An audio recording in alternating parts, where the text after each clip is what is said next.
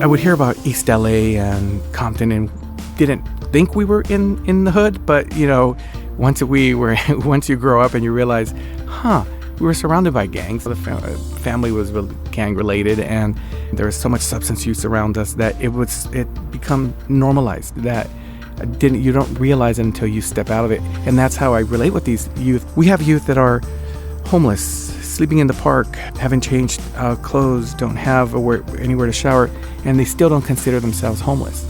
It's not until we provide an opportunity or we take them out of their environment that they can later look back and go, oh my gosh, I was homeless. I really struggled with suicidal ideation for a really long time, and it is something very common in the LGBT community. And the statistics go up when you are a person of color and when you go through abusive phases in your life, right?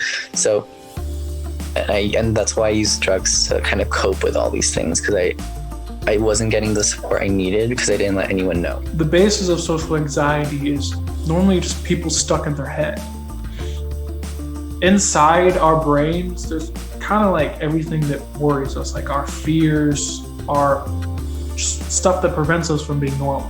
And every single day, like, we're trying to fight just to be normal.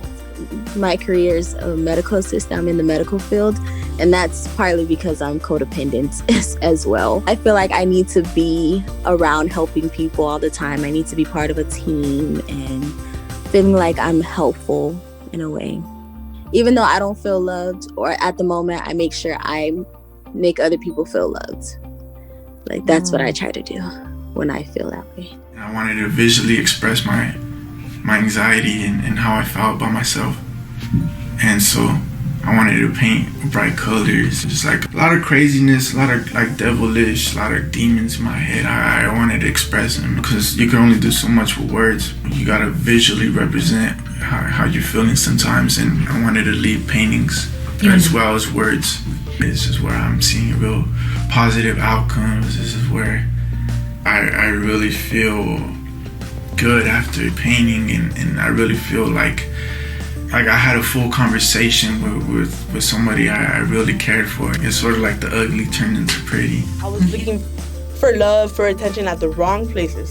Felt like, oh yeah, like, like I'm getting attention, or yeah, like they're loving me, or like, just being there for me. Like, I felt like, okay, my dad was strict on me and everything, like, like growing up, like around gangs, I was, like fighting, and because I felt like, fighting would make me feel better. I tried to like look back. I just didn't know how to like process or like to even talk about it, because oh man, well, at least for me it was that I did look raggedy. I looked like filthy and stuff like that, but I was scared of people more than they were scared of me. I would always like go away from them. I don't know. We're not bad. We're not bad. We're just lost. I would have never thought in my life I would end up homeless. I remember when I was younger, my dad would tell me like, oh, if you don't go to school, this and that, you'll end up homeless like these people.